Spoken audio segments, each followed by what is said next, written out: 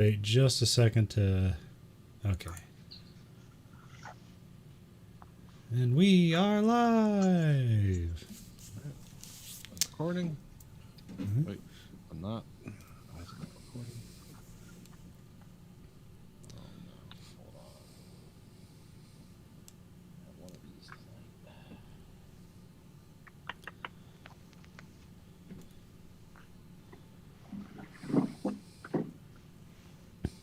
Now it's recording. Hello and welcome to the Verhoeven Effect podcast. I'm Conlon. I'm Nathan. And I'm Matt. Once again, I don't know why I got a spiel. If you skipped episode 8, this will be weird, but I might as well go through it. We are watching network television because me and Nathan generally don't watch network television. I guess Matt doesn't either. And we are watching. I don't watch it like on broadcast. Like I watch it like later on streaming. I guess if that counts. But yeah, that counts. Okay. But even at the advent of streaming, like me and Nathan don't bother to watch. Don't watch network television generally. Anyways, we picked three police procedural dramas to watch. We have the 2014's NCIS New Orleans, 2008's The Mentalist, and 1984's Miami Vice. So we have Season 1, Episode 8, Love Hurts of NCIS New Orleans. Original air date, November 18th, 2014, CBS Tuesday. A petty officer is found dead in a Mardi Gras float storage facility with an engagement ring and proposal plan in hand. The investigation takes a mysterious turn when the team are unable to locate his supposed long-term girlfriend. Showrunner Gary Glasberg, written by Gary Glasberg and Jack Bernstein, directed by Michael Pressman. Yes, and this was an engaging episode for some of the twists and turns. Yeah, well, yeah. Once again, they feigned international international espionage. No, what was it? International espionage, and it was. Yeah. So, although the first thing I got, we've been watching these for a while, so now we can just like guess ahead of things. I did guess the thing because it starts off with a guy breaking into the Mardi Gras thing. I didn't read the episode description before I watched the show, so I pretty much knew it was like, this is the guy that's going to find the body. Yeah. Because that's always the beginning of the show. Stealing stuff out of the. Was he stripping copper or something? Yeah, he's taking copper. Yeah. So I knew he wasn't because chased by some dogs that you could tell were actually very friendly because they get really close to him and kind of stop, and then they mix in the sound effects and ripping clothes, and it's like they're not even in contact with him, but okay. Close enough. Yeah.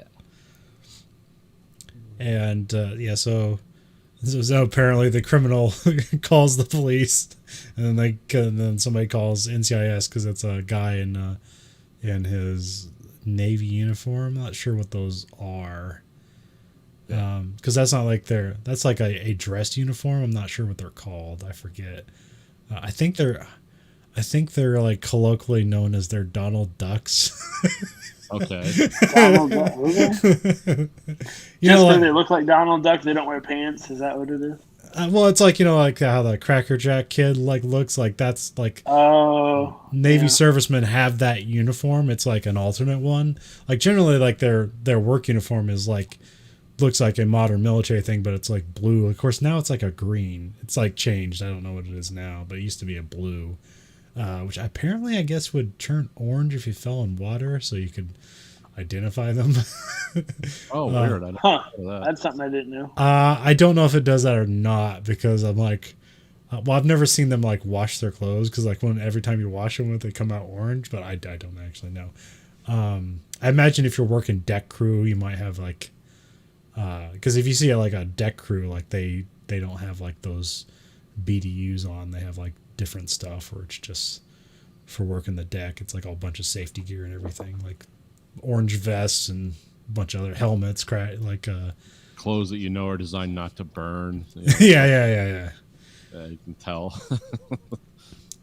Anyways, so there's some roses nearby, a wedding ring, and he has like 3 bullets in him.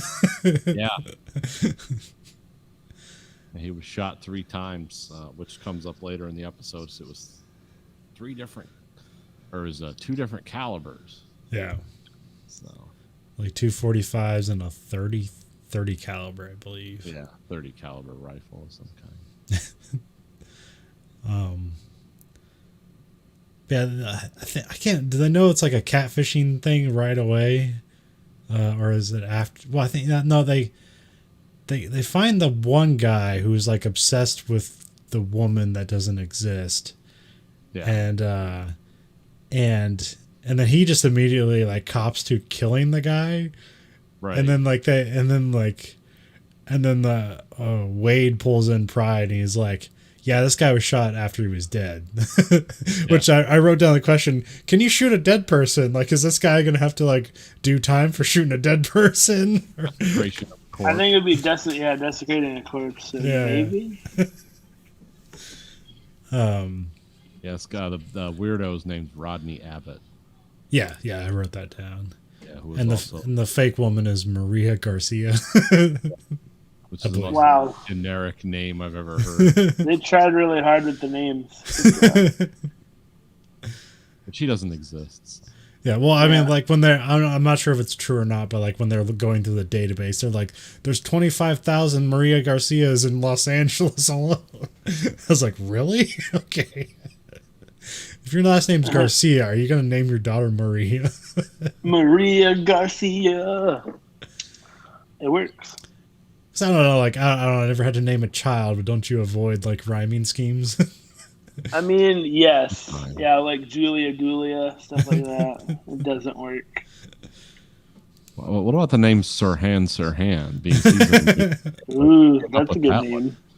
I like it. Is that his complete name, or is there, like, a middle name in there somewhere? I have no idea. I know he's, like, Iranian originally, so I don't know what the name schemes are. Because I remember someone explaining to me, like, Korean names are actually, like, inverted. Like, oh, when you call him that, you know, it's like there's always this failing. It'd be like if we said our names backwards. Yeah, that's in Japanese, too. Oh, is it? Okay. This isn't the exact thing we're talking about, but there's a kid that somebody I know knows his name is Maxwell Danger. I'm like, that's a good name. Yeah. Maximum Danger. So like, oh, I must have planned that out. I don't know. Yeah. Then they figure out it's a catfish scheme, I think, because they find out what her number is. Yeah. Then they find the guy and he's using the phone. Yeah. And it's like you're standing right next to her, and it's like it's not a her, and then the guy takes off running. Yeah. And because his name's Marco. Yeah. Marco Polo. Yeah. I don't think I wrote that down. Is that Dreyer? Yeah, Marco Dreyer. Yeah. Come to find out he's part of like a anti-military hacktivist group. Yeah. But like when he runs from the NCIS, like after they've identified it and he's a black guy, it's like, hey dude, when they're pointing guns at you, don't run and don't throw fucking things at them. He's not a good idea. Like, oh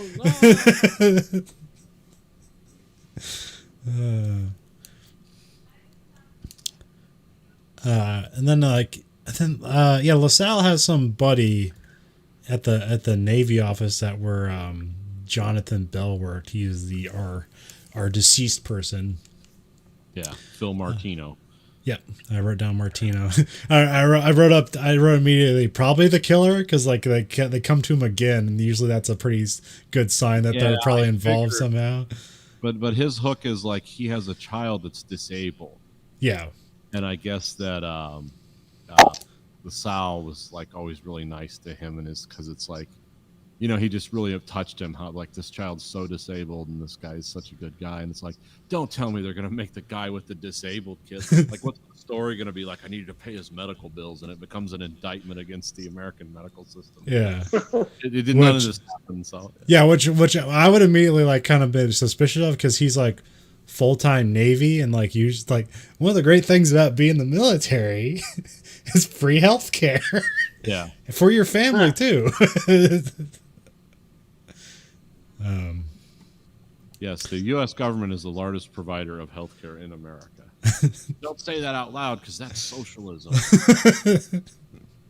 Not the S word. Oh no. Yeah. And if you spend 20 years and retire, you get that health care for the rest of your life. There you go. Yep. That's why it's a good idea to do the 20 and get out. I know guys at work that did 20 years and they don't have to take health insurance through 4. Now they're older.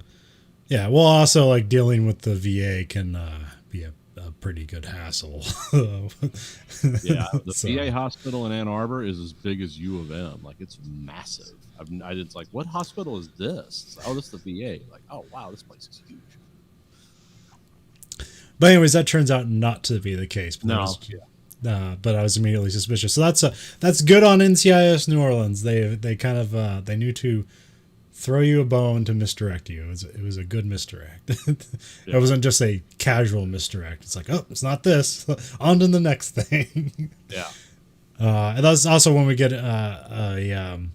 some indication that LaSalle has like a troubled brother, Yeah. but we get no don't get any details on it. And I wrote down the name James Walker, and I can't remember who that is. Oh, is that the head of the hacktivist group? That must be. Yeah. Okay, yeah, because they interview him, and he basically like gives up Dreyer, and then they go back to Dreyer again, and it looks like he's leaving town, and then as they're talking to him, he just gets shot by a sniper. Yeah. Which was kind of a surprising turn. Oh yeah, I wasn't expecting that. And then they have some weird shootout with the sniper that just like, instead of killing the guy and leaving, just continues to fire at them. Like, oh, Yeah. this is strange sniper stuff. And Yeah, also like they're shooting from like a parking garage, like a block away, and they have like a full on like sniper scope and everything. It's like, don't think you need that, but oh well, it would be a guaranteed chest shot like they got. So yeah, you can usually get away without that. But it looked cool. And of course, they fired back with pistols and forced the sniper down. It's like, how'd they hit that? Good with their pistols. The sniper gets away, yeah, but leaves the shell casings up there, which is like, oh yeah, let's leave them. But Yeah, only that- like it's a 30 caliber. It's like, okay, we tied that knot. yeah. Now we know. Like now, why was he shot? Oh, no medical box for Loretta Wade this time. No crime box. No, that hasn't been for like the last 3 episodes. So So we're gonna have to give up on that. And then when it returns, it's like, now what does it mean? yeah. Yeah, if you hear Bruce the facial algorithm computer, which has been around before, but this time I noted it. I think did they find out like who the assassin is, right? Somehow, like they have a picture from like a CCTV from yeah.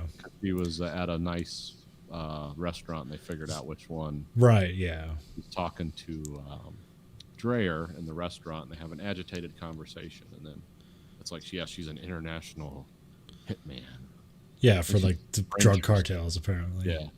Yeah, then this whole thing is about like apparently there's a meeting between this admiral and other people, and it has to do with like the DEA and drug stuff, and then she's trying to blow them up to stop it, which is a bit absurd, but okay, whatever. Because if you kill members of federal law enforcement and our military, we immediately shrink away.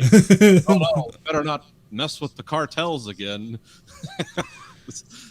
But it makes for an exciting show. So. Yeah. And because like the lady is not using cash, but they're able to pick up on like the wallet she has like a key card to a hotel, and they're able to single that out, and so they go to a room, and then they like find like aluminum nitrate or something. It's like, oh, they're building the bombs. They're building the bomb from Oklahoma City. Yeah. They said like Timothy McVeigh. It's like all you need is a couple more ingredients, and you have the Timothy McVeigh bomb or something like that. And they should have flashed the chemical formula on the one frame. Do like a what was that? The Fight Club. Yeah. Just put it on for one frame and be like, what? What does that mean? But they didn't. And so the bomb case also has a mobile phone jammer, so they can't get a hold of anybody there. But they're able to like come and basically get everybody out, but Martino is there trying to find self-service, so he hasn't been evacuated, and LaSalle goes back in, and so we're creating drama there. And then Brody has like a pretty good fight with the assassin. Yeah. But like at the end, it just falls apart as it becomes comical as she like shoots the lady, and then she like accidentally falls on the button. And I just laughed, and then they have like a really bad CGI explosion. It's just like, you We ruined used it. the whole special effects budget. This is what we got. It was a fairly interesting fight. Yeah. So, like a lot of TV and movie fights, I watch these, and it's like there's no way any people are going to pound on each other like that. But it was fun. Yeah, and well, it's like the Kind of lost the one fight to the like martial arts expert very quickly. So she's obviously improved her skills since then. yeah. He's fighting the French assassin who never had a knife out or anything. That's a good way to end those fights, is just have a knife. Well, and the assassin lady, like, she doesn't have any lines, so I imagine they're just like, they had this stunt woman, like, all right, don't say anything, but just do some cool fight scenes. That must have been what that was. Because they kill her immediately, so it's another one of those, like, international espionage. And it's like, oh, we wrapped that up. Don't worry about it. That loop's been closed, so. Oh, yeah, and like when Brody shoots her, it's like they have like CGI smoke come out of the gun. I wrote something that's like, for a gun that uses smokeless powder. It's Yeah, like, well, those guns, what are those called? Because they have all kinds of different guns, but when they're actually firing them, when they're not rubber props, you can tell those are CO2 driven. yeah, Like they're obviously they're like big Rugers, but they're just inside. They've got a CO2 canister that makes the action slide back, because they're not actually firing guns in downtown New Orleans. no, That might scare people. yeah. Or draw more people in. Where can I shoot? You know. Well, I mean, so the same reason they had to do the CGI explosion is because you can't block off downtown New Orleans and blow up a building. You just have to put up a new building, wait for it to fall down, and throw So yeah, Martino wasn't involved, and the case is kind of over. And then you have LaSalle decides he's going to look up his brother, which I have here, Cade LaSalle. And then he looks him up in whatever crime database. So I'm not sure if he's just like former military or if he's like on the run. I don't think he'd be on the run because he would just be easily found on a database. But Yeah. he goes to look for him, but he wasn't there. So that's kind of, they leave the show with this hanging question about like what's going on with LaSalle's brother. So Yeah. I'm interested in that, I guess. We'll have to see what happens. But yeah, this was a better than average NCIS episode. Yeah. It kind of I was drawn into the characters' drama. It's like, oh, what's going to happen with this guy and that guy and catfishing. But again, we have the tease of like international stuff, and then it kind of is, but it's again, there's no through line in this show. It's just episode. Yeah, they wrap it up. And then they have the quarreling between the computer guy and the lab assistant guy. Yeah, Sebastian and Patton. It's like, who's the biggest nerd? Oh, and he does his. They were like hinting around that maybe Sebastian was in Catfish. and then so his online girlfriend actually shows up. Yeah. One's like, oh, she was pretty and nice. Like they were stunned. But She's because normal. Why would she be talking about Yetis with him? This is weird. Yeah, talking about the existence of Bigfoot, and she obviously has an IQ above 50. What's going on? And again, so does he. Yeah, like, well, I like that Patton's like, so I give it a week before she kills him and empties his bank account. Yeah, it was dark for a second. Like he'll be hanging in the bathroom with both his kidneys missing, and that's not what he said. But. Yeah. It's like it becomes the episode becomes like 7. It's like what's going on? But that would frighten the horses, so they won't do that. Nope, can't do that. So we have our second show, The Mentalist, Season 1, Episode 8, The Thin Red Line. Original air date, November 25th, 2008, CBS Tuesday.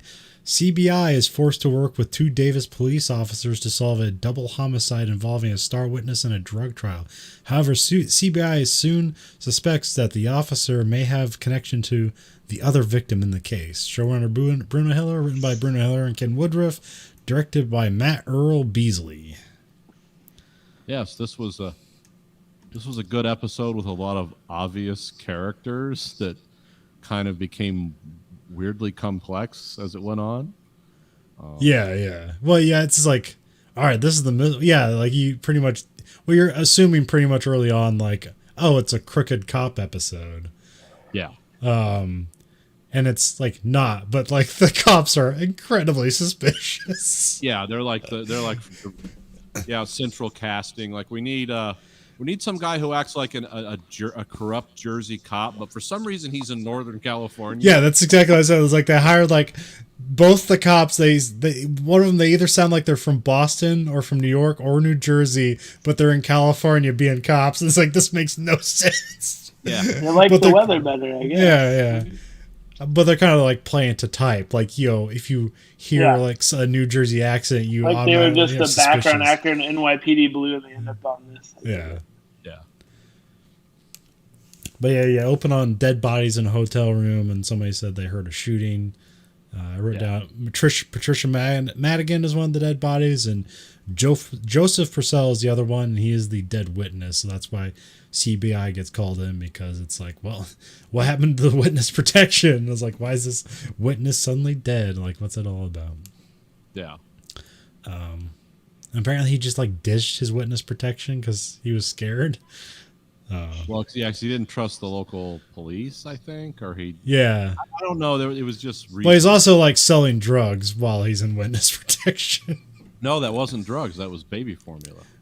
Yeah, well, that's what they found. But didn't they still say he was slinging drugs anyway? Oh, I thought that they thought that, and then it wasn't. Maybe it came up later. I don't know. I mean, he wasn't a good guy. No, yeah.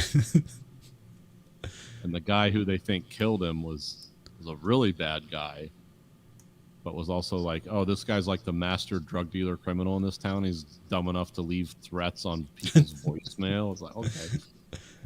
Oh, and once again, Jane just grabs evidence because he just sees the keys and grabs them. It's like, let's go find our car. And then there's a surprise baby. And I wrote, baby in a car in California, son? No way. That baby's still alive. Although it was early in the morning. Like, they found the bodies at night. So you could, it's kind of before the sun comes up. But nobody heard the baby screaming in the car. Yeah, it was kind of a fun scene. It's like, oh, he's opening the car. It's like, oh, you're tampering with evidence again, Jane. Oh, a baby. That makes it okay. But the baby comes back at the end of the episode in kind of a cool way. So, but yeah. Then I have Blakely as one of the homicide detectives. Yeah. Libsyn, or Lisbon. Like, that right? Is it Lisbon? Yeah, right. Yeah. I keep writing Libsyn. Yeah. I don't know why. Lisbon, like in Spain. Yeah. I don't know what Libsyn. I think Libsyn's like some like computer and like some fiction that I'm forgetting, and I keep wanting to call it that. Anyways, Lisbon. This is like one of the first times. Libsyn is our what we publish our podcast. Oh, that's right. Yeah, that's right. Just spelled different. Liberated syndication for all your podcasting. Except for this one, if we use Anchor. Yeah, well, not this one. Other podcasts. Yeah, so like Lisbon doesn't like get in their way, or they're like, no, we're gonna handle this, and she's just like, no, we're lead on this, like you're just support. Like she lets them have their fantasy. So she doesn't like put them in their place like she usually does. And then, I wrote here, the cops seem obviously suspicious. Yeah. These guys are way too aggressive and masculine acting to be like, okay, they're hiding something. And it turns out they were, but it was weird stuff. It's like, oh, okay. Or I wrote here, like, are the cops bad, or are they mobbed up cops? And like, but that turns out not to be the case. No, it turns out the Italian guy is the impotent cop. The senior cop, I think is it Sam or Dale? Who's the dad? The younger cop. I think it's Sam. Yeah, he's like, I think Dale is the young one and Sam is the older one. So Sam is like the mystery father, and then Dale is the misdirected son, who may or may not have committed. I mean, he did commit a crime, but I don't know. We'll talk about it. But yeah, they go to pick up the one bad guy. Was it Rick? Yeah, Rick. Karras. Yeah, and there's a fun scene where like they all are chasing him down, and then of course Patrick Jane just uses wits to stop the guy by like blocking a fence from being moved, and the guy just runs into it. Yeah. And then the CBI collars him, and they bring him in. But then they make a threat that's like, "Hey, we'll hand you over to the Davis police." And he's like, "All right, what do you want to know?" Yeah. So that shows that he's scared of the Davis PD. Yeah, because I'm not sure if we mentioned, but the son found the bodies. So there's like it's like a familial connection in the cops, which that could also be like corruption. Obvious corruption that can happen there. Yeah, the son's like a new patrolman and the dad's like a detective. Yeah, but they're one of those like families where it's like we were in law enforcement for years. Yeah, okay. But then we have bad somehow. So we have this whole section where they're in the break room, and Patrick Jane is talking to Van Pelt about like balance, about being nice and being a bitch, which is weird. And then he's talking about yin and yang. And then in the break room, he does the weird thing with the spoon and the fork where he balances and he like burns the toothpick. And so there's like, how is it balancing? There's nothing it's hanging on. And then that's when I picked up on something like maybe there's more to this episode than I actually give it credit for, because there's maybe this whole thing about balance that I'm missing, and I haven't gone back to rewatch it, but there's probably something there. Because like, technically at the end, like, it's like someone loses a daughter and then they gain a daughter, but then they lose a son, but then so there might be something there, but I actually don't know. Oh, I have like, what's with the wrist touching thing? So I explained that's Jane is doing weird stuff with Rick's. Was it Rick or is it Sam? The cop. Oh no, it's the Italian cop guy. He's Presidio. Yeah, Presidio. Presidio or Presidio. Yeah. Yeah, he's testing to see if his like how high his pulse is and stuff. Yeah. But in a subtle but not subtle way. And the guy's like, if you touch my hand again, I'm going to rip your arm off. Like, you better knock it off.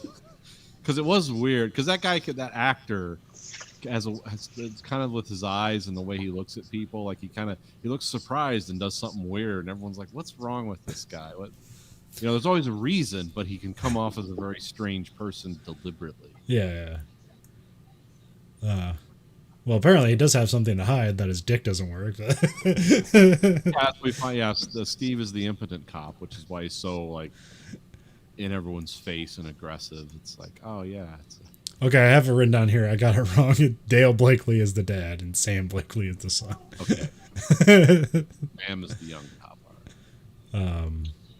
Because that's when he goes to they go to interview Dale, I think, at the precinct, but then Jane makes kind of like an end around. It's like, no, I think the wife is going to know something. So they go to his house while he's been interviewed at the precinct to try to get information out of her. And then he basically leads her to think that like he's having an affair.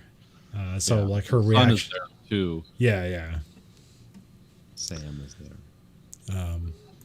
Yeah. Also, they say that the two people are killed by a .38 service revolver. I'm like, would a .38 be a service revolver, or would that be a backup, or is it just something you say? More of a backup gun to me. Yeah. I don't think any cops like on their hip carrying a .38. I don't know, I guess if you're a detective, maybe you just have like a .38 on you somewhere. Yeah, I mean that makes sense. I mean, these cops carried revolvers for. Yeah. Well, when they go to take down Rick, like they got shotguns and a .38. Yeah. I don't know. We just know too much about guns, so sometimes, like anytime they bring up a gun, it's like, are they getting that right? And it's like it doesn't. For really most matter. people, it's just like, yeah, whatever.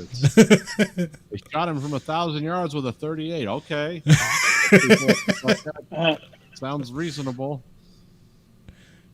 But yeah, then we get into like the ruse where it's like suddenly they're interviewing Sam.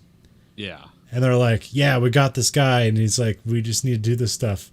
We need your help. And we need to sing it up. And I was like, but the guy they talk about, we never met. So it's like, so it's kind of like, you're suspicious of like what the hell is going on. And I do like they have like the whole like enhance and look at the license plate thing. But here it's a ruse. Like they don't actually like enhance and look at the photo. It's like a Photoshop the whole time. So when she enhances, she's just like cutting to her Photoshop of the license plate, which I think is a very fun kind of take on the whole thing about the enhancing an image in a cop show thing. So. Yep.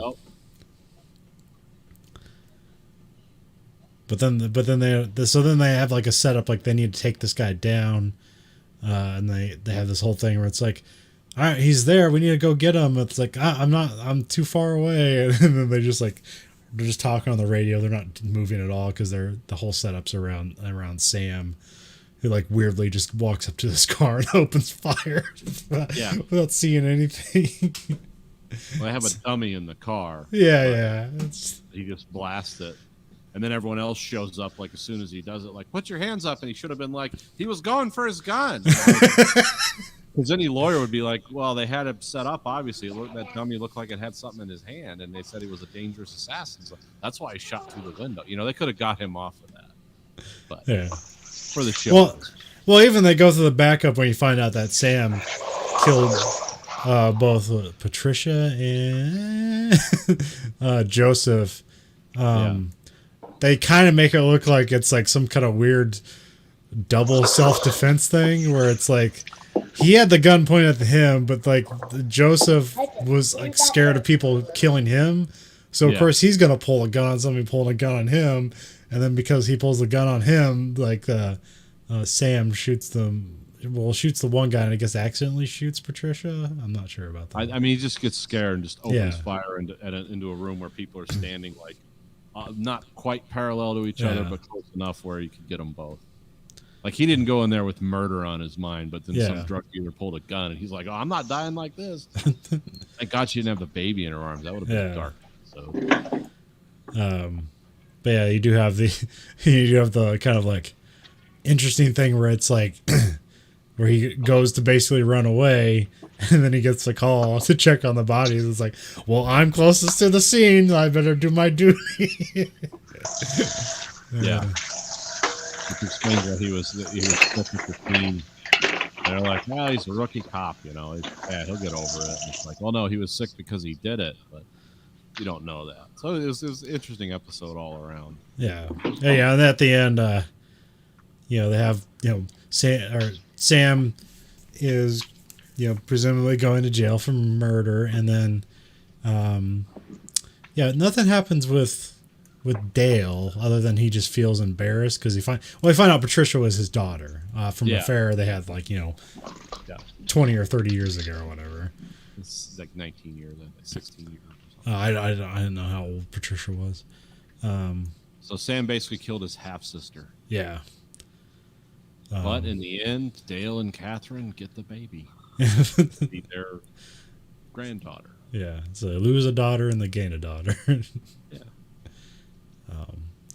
So I'm wondering if there was more stuff for this episode to look in for like yin and yang or balance or stuff. Because once they presented that, I was like, oh, should I have been looking for that? Because I wasn't. I actually was not expecting the baby to show up. Yeah. But it seemed like... Well, I wrote down here, is this a happy ending? Like, we presume that they're a good family, but, like, I don't know. Look how Sam turned out. Yeah, well, he was going to defend his father's honor. Yeah, that's true. Yeah. I think he just wanted to confront these people, not necessarily, because he thought that Patricia was, like, his father's mistress. Yeah. And then, he broke into a hotel room with drug dealer boyfriend and stuff, and it's like, oh. And it was who hasn't done something like that, That's pretty normal. It was always suspicious that Patricia also had a lot of money and stuff. Like they were hinting at like she was involved in something bad, but it turns out her dad was just giving her money after he found out that was his daughter. Yeah. Because he didn't know. So. I did like the lady that like Patricia lived with, where she was just kind of this honest addict. Yeah. Why didn't she leave the baby with you? I was been drinking, which probably meant she was like passed out. You know, because she didn't look like a woman. The way they did the makeup on her, she looked like someone where just drinking is drinking. It's like this 90-pound woman just polished off a fifth of scotch, and I'm not leaving her. Well, also they got caught with meth and stuff like that. And, well, like she just got caught with meth. Apparently, Patricia was clean or whatever.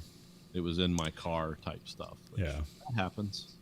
Especially when your friends, when the lights come on, they immediately stuff drugs under the seat, and you legitimately are like, "That's not mine." It's like, well, it's in your cars. You control this space. but also the lady's like, they're not going to bring the baby back here, right? And it's like, no, like family services will take care of it. And she's like, good. It's like, I love that baby, but like I cannot take care of her. It's like, that's honest. Yeah. I know what I am.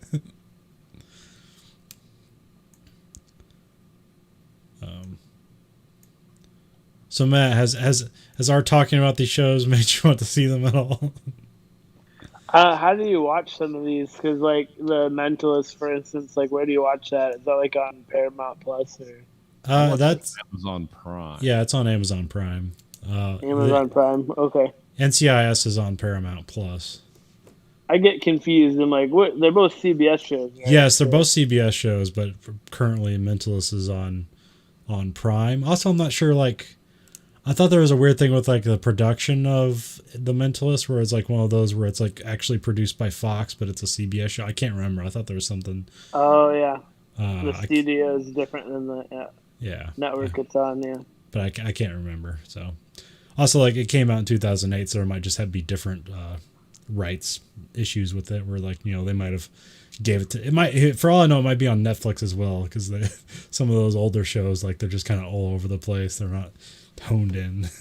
Kind of like how Netflix and like said they're putting all every episode of Seinfeld out, and they like marketed it as like a show no one's ever heard of. We're putting this out. Did you see that? That was yesterday, I think. No. What is it? There's something added? Oh, to Netflix Seinfeld? is putting like every single episode of Seinfeld out on Netflix, and I think it's next month or something. Yeah. And they made it. They're like a show you probably haven't heard of, and it's 180 episodes of Seinfeld. And Seinfeld, I was like, oh, that's entertaining. Jerry Seinfeld needs another $100 million. Yeah.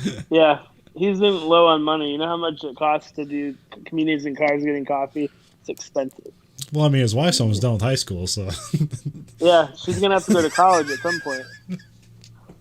His wife actually just put out a cookbook. It's called Sometimes Vegan. It's like, so that's exciting. And the other time she's not vegan, she's rich. So that's all right. Round out the evening, we watched Miami Vice. This episode was called The Great McCarthy. Aired November 6, 1984. It's written by Philip Reed and Joel Surnow, and directed by George Stanford Brown. Crockett and Tubbs get involved in the world of offshore powerboat racing and drug smuggling. That's the description. Yeah. perfect. This is what I would call one of the sillier episodes. Yeah, this is probably the weirdest episode. Yeah, this was kind of. I was trying to suspect like why it's weird, and I thought maybe it was something like because you have a lot of boat stuff. I don't know how the production worked, but like you had boat stuff in Calderon's Return Part 2. Yeah. And I'm wondering if they just like shot all the boat stuff on one day and then they just like pulled an episode out of the boat shooting day or something. Yeah, that I doubt it, but I don't know.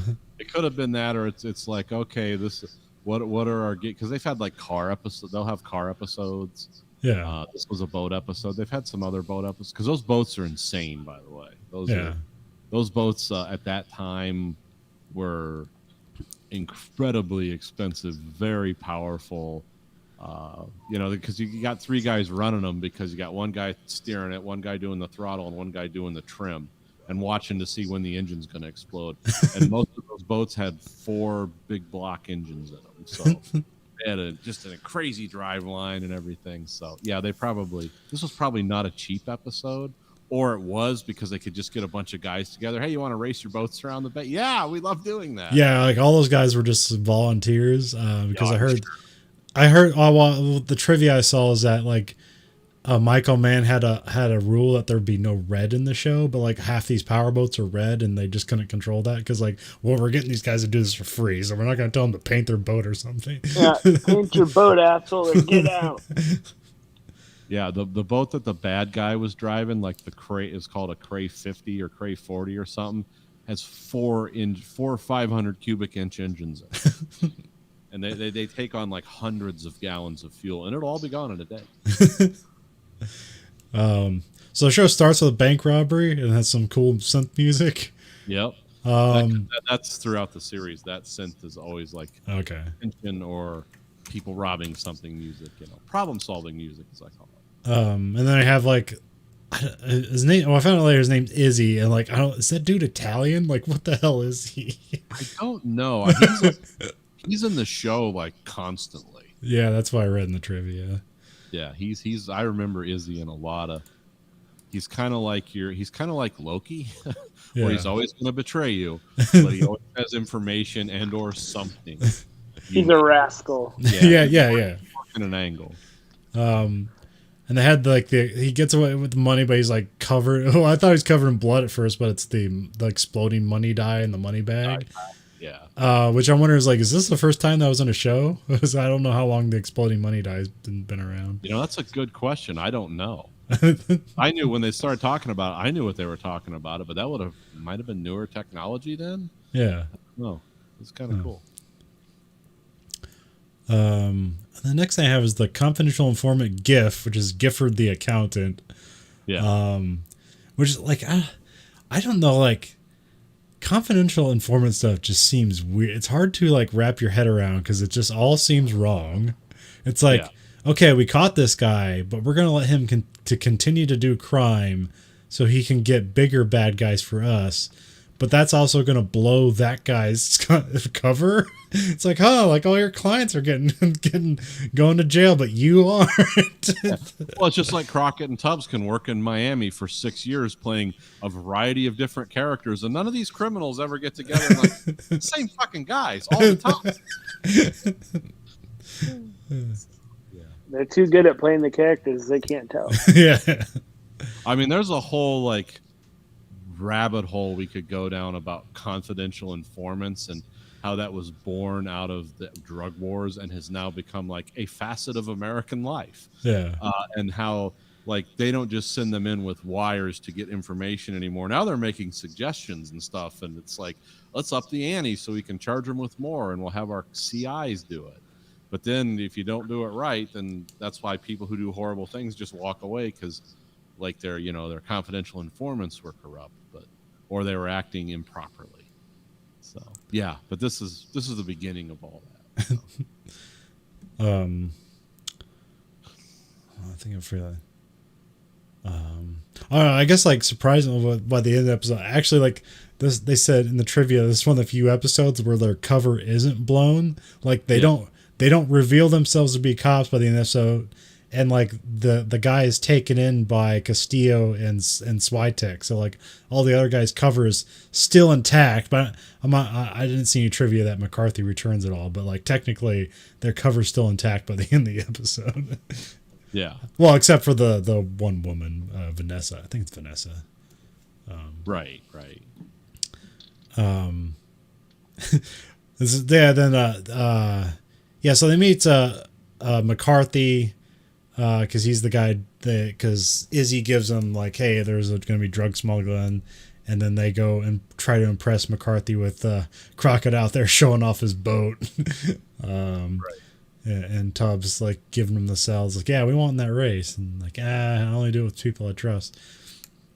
And then they end up showing up at a party at McCarthy's place, I don't know if that's a real band playing. I assume it is, but I don't know who it is. Yeah, I tried to look it up. I didn't find anything. So. Well, like they have a white guy doing the Rod Stewart cover, and then they have one of the black guys doing a cover of Lauren Branigan's "Self Control." Yeah. Oh, there you go. I know that song. But Why like didn't they do Gloria? They should have done Gloria. Why didn't they do Gloria? I wonder if this was going to be a thing. Is this how they're going to get around like rights fees to this music? Is like have a bunch of cover bands show up in the show? But well, I don't know. For a minute there, I thought maybe it was like Earth, Wind, and Fire because like one of the guys kind of looks like the front man from Earth, Wind, and Fire. But I was like, I don't know, and I don't want to make that wrong guess. But I didn't see anything in the trivia about who the band was, so that must not have really been anybody. Huh.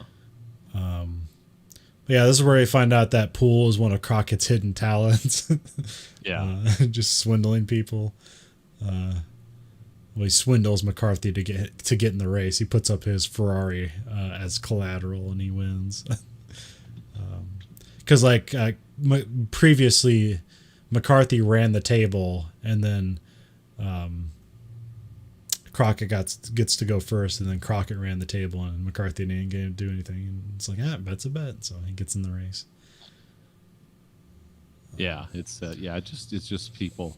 It's just testosterone fueled. Like, this is how we're gonna get in the race. And I like how they have to like take the drug bust money from the two female cops. Yeah. Like, Yeah, the stake because Yeah, well, like Castillo's like, you can't get. Yeah, Castillo's like, they don't believe in your racing skills to win, so we're not going to put up the money. And Castillo makes a suggestion that, like, I forget their names, the lady cops. Yeah. Gina and what's the other girl's name? Gina and Trudy. Yes. So yeah, like they go, and they're busting a college professor who's like selling coke to his students. It's like philosophy professor. Yeah, that has to be based on something. It's like he's supposed, with presumably he's a tenured professor. He should have money, but not enough. Not enough for Miami. Florida. That's such a Florida story. Selling cokes to students, I wouldn't even question it. Like, yep. But yeah, they end up like taking the money and to use it to get into the race as collateral. But it's Trudy's the other one. Trudy and Gina. Gina was on the hook for the money because she had it checked out of like whatever. Yeah. And then, I also wrote down because like Switek and Zito are there as backup, and Zito is like a lifeguard, and then like and like it's like, who does that remind me of? And like Zito reminds me of Jason Segel. I don't know if you know who that is.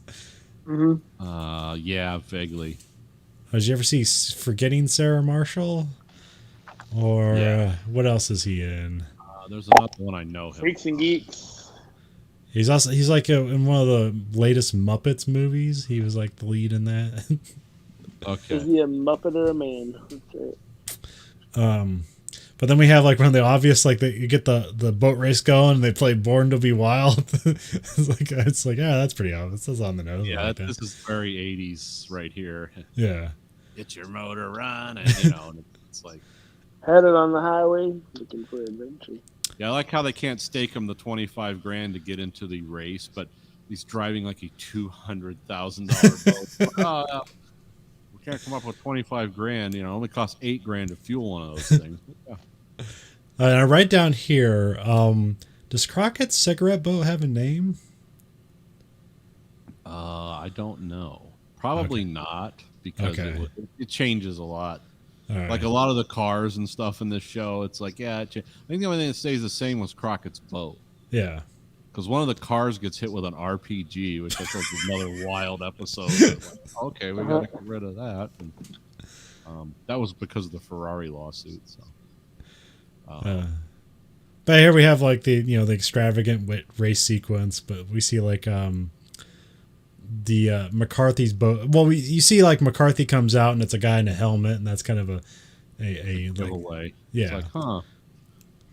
I figured what was going on right away because all his boat said on the side of it was the brand name, and you figure a guy as arrogant as McCarthy, it would be called McCarthy's Beauty. It did have a name on the back, but it didn't appear regularly because of production problems. But yeah, so that was kind of fun. But here, so like the boat that goes behind the island, and the boat that McCarthy is actually in comes out from behind it, and it has the drugs in it. Because at one point, right away, like, oh, it's a second boat. Yeah. Which there was a story that McCarthy was telling at the pool about like he bought a boat for $100,000 and someone ran off with it, and then like it was stripped for parts, and I was wondering, is like, was that the boat that was stripped for parts? Is that how that became like they made two boats or something like that? Well, yeah, he was telling a funny story about a guy who owned a bunch of jewelry stores in Miami, and he wanted to get into powerboat racing because he wanted to be an edgy guy. So he called a bunch of guys. He found a bunch of guys in like Savannah, Georgia, or wherever that built these boats, or no, he bought the boat and he's like, "Hey, could you be you guys are speedboat racers? Can you be a crew?" Sure. And it was a really expensive boat, and these guys took off on the last race or whatever, and never came back. They found the boat stripped and stuff. So he was probably telling a story. Yeah, it was one of those deals where he was laying the groundwork for.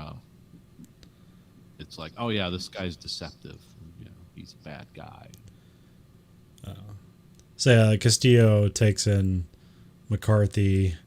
And then, oh yeah, we forgot like the accountant, Gift the accountant was shot dead at the party, and we don't really know why, and that gets solved. Like so, and Tubbs has a relationship with Vanessa. McCarthy has a weird thing where he's like both jealous and of men wanting his girlfriend, but he's like gets off on other men sleeping with his girlfriend. So yeah, he's like, what's that called, cuckolding or something? Yeah. Yep. He's a cuck freak or whatever. But it turns out she had killed Gifford, the accountant. Shooting him with a odd caliber gun with a specialized twist to the barrel. It's like, just use a Glock. Don't use a Beretta Tomcat. Which Izzy comes up with. He ends up providing the murder weapon, and he heard it. Yeah, that's how he got out of his indictment for robbing a bank. The robbery of a bank is like, well, here's the murder weapon. Okay, free to go, Izzy. Izzy always does things like that. He's actually one of the more remarkable characters in Miami Vice, because it's like, well, this guy's a goofball, but yet in the end, he's always getting away because he has no moral compass. There's no side that he stands on. He's just like, well, whatever works for me, at this moment. Which, like with a lot of Miami Vice logic, like if you help the Vice cops, it's like they're like the ultimate pope that forgives all crimes and sins, and then you go back and do the same thing, and it's like, yeah, let's just put this guy in jail, and like half the crime in Miami would stop. But they never do that. But yeah, the final note I have is weird episode. Yeah, this is one of the silly episodes of Miami Vice where it's like, let's build an episode around these boats that look cool, and we'll make it like some kind of like real contrived story. It's like, because this guy wouldn't, if he was a powerboat drug smuggler, he'd just paint the boats black and run them at night. That's what those guys do. Well, also like the whole Vanessa thing probably takes up like 15 minutes of the show too, and that's like just kind of weird. It's like, again, Tubbs is swooned by a dark-skinned lady who ends up being involved in crime, and he has to. That happens with Tubbs, I'd say, oh my God, 20 times in the run of Miami Vice. And Crockett's always like this white knight to these wounded birds. You see that a lot. Like everything, they have a template. It's all written on the board, and we just put the story together like this. Because it's 80s TV, and everyone's on cocaine, and they don't have an attention span longer than 5 minutes. What are they going to know? It's like, oh, this is amazing. But yeah, this is one of those silly sods of Miami Vice. The long dark stretch will start like season 2 in the middle of it. Then it's like, oh, these people would be insane. They'd all have PTSD, and like no one can absorb this amount of violence, betrayal, and killing. I'm going to smoke a cigarette and hang out on my boat. It's like, no, you'd be crazy from that. I don't think I caught any like weird connections between the shows this week, but No. Well, they're not really. It's going to be hard to find through lines between all three of them. no, not all three. But like last week, I think there was like two bodies.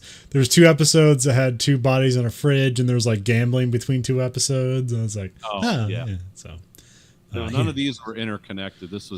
But Miami Vice was just pure '80s excess in all its glory. Yeah. And 2 strong episodes of strong episode of NCIS and a good episode of The Mentalist. Yeah. The Mentalist is always like they have a good quality bar and they kind of ride that. Yeah. Steadily. NCIS has been up and down. Miami Vice can be up and down. Well, I think NCIS follows the template. The Mentalist like kind of like goes around the template, like it kind of makes fun of the template. So that's why it's much more exciting. And then Miami Vice is just kind of its own thing. It's it's from almost 40 years before or at least 30 years before these shows. Yeah, or 20 years before. The Mentalist is like, that's a 12-year-old show now, something like that.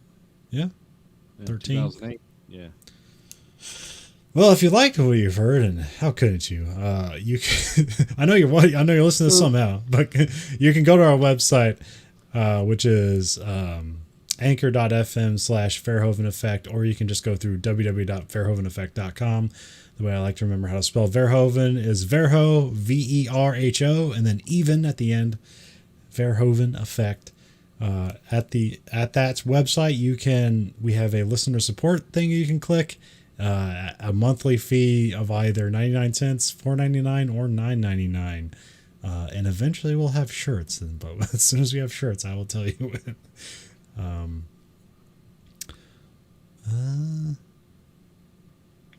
Yeah, and there's like a voicemail thing on there somewhere. I haven't actually used it yet. Somehow it works.